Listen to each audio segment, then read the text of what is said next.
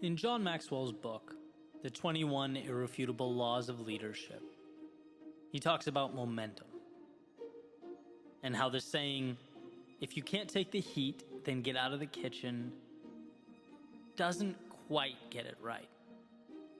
Advocating that it should instead be, if you can't create the heat, then get out of the kitchen.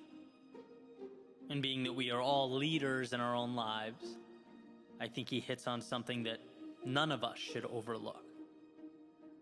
The power of momentum, of not waiting but creating. Reminding ourselves that we are not spectators, sitting in the stands and simply reacting to or complaining about the events taking place below. No, we have the ability to change the things we do not like and create the ones that don't yet exist when we know they should. Too much of the time we react to that metaphorical heat in the kitchen, as John alludes to, forgetting that we can dial it up or down. We're not only characters that have been created, we are ourselves creators. And I talk a lot about mental shifts that have changed my life, and there are plenty. But perhaps the most important was the realization that I can do something about the things I don't like. And I know that sounds simple, probably even obvious. But I look back at various stages of my life and am blown away by the amount of things I tolerated for years and years simply because I gave it no thought. There were so many questions that I never asked, so many opportunities I never explored. Until I realized, hey, you can stop accepting those things you don't want. It's amazing the power of a simple list that was created. 2 columns. Left side, all the things that bothered me, that I wasn't happy with, or that I knew should be there that had been lacking. And then on the right column, what I'm going to do about it. Every single item. Each one. What's the step I'm going to take? And I just poured my heart onto that paper, and it's like you look down and feel like you have finally moved into the driver's seat. There's something incredible about knowing that you have taken control. Something satisfying knowing that you're not just accepting what falls out of the sky and lands in your hands. Right? Especially since we seem to have this proclivity to box ourselves in. Human beings are amazing in their ability to adapt.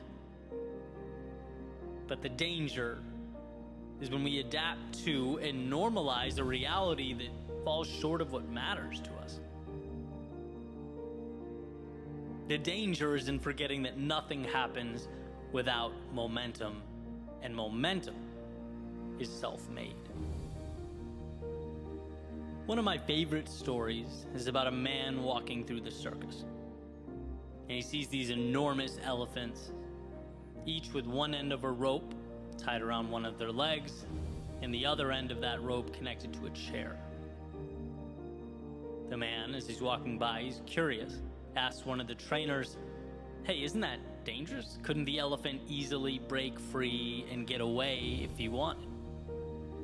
And the trainer says, no.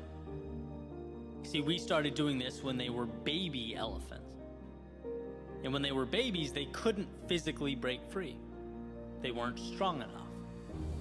And so over the years, as they grew and became bigger, stronger, it never dawned on them that by simply pulling on that rope or walking away, they could break free.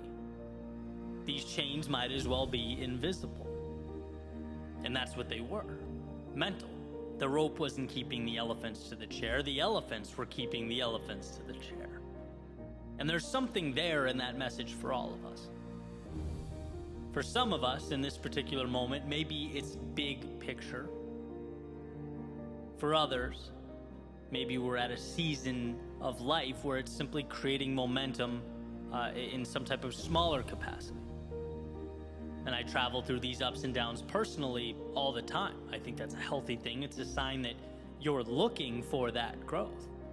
you're checking the world around you for those imaginary ropes.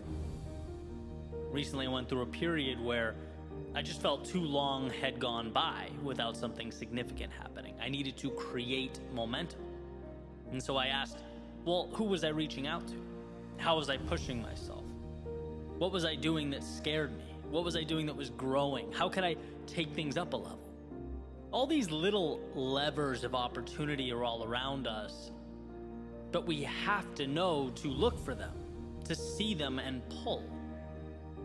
And it's truly an incredible thing. You do that, and you start to feel the movement underneath you, the momentum, the excitement, because you're trying new things, you're taking new risks, talking to new people. And that's how that snowball grows. We have to realize that we are mighty big elephants, perpetually tied to these comically small chairs. We have to create that heat in the kitchen because we're not only capable, we are ready. We are equipped to move forward. See, the moment is never going to be perfect. The momentum will never come to be on its own. Those things wait. They wait for you to stop watching life go by and click start on the stopwatch. Yeah, time has always ticked away, but it will never mean as much as it's about to now.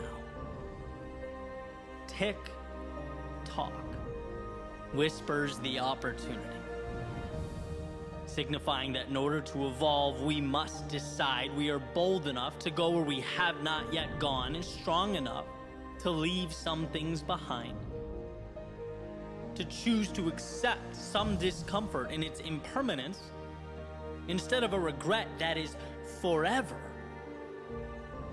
And that's a trade that demands we look into the future and find value in the unseen. It's a move that says the seconds ticking by mean too much to dishonor them by not making the most of what's around you. And those answers are always there. At the end of the day, that's what it's all about, right? We make decisions without even realizing we're making them. To accept the current moment as fate is to choose what you're given over what is possible, over everything that's out there available for you. It's never too late to pull on that rope around your foot, to be who you, as the saying goes, might have been. Know that in your world, nothing consistently shows up or exists without your stamp of approval. That will always be true. Nothing carries on without you allowing it to do so, and that understanding will be the difference between the ground level and the exponential heights you are capable of reaching. The creation, the email, the phone call, the ride, the book, the period of time, the step out the door, any and all of life's seemingly unremarkable characteristics. Within them is your ticket to greatness. Just know that you have to be the one that winds the clock. You are the sun around which everything else revolves, the architect that makes something of value from them. There will always be momentum where you decide there should be momentum. So pick your head up, open the door, and step out into the world of potential that awaits.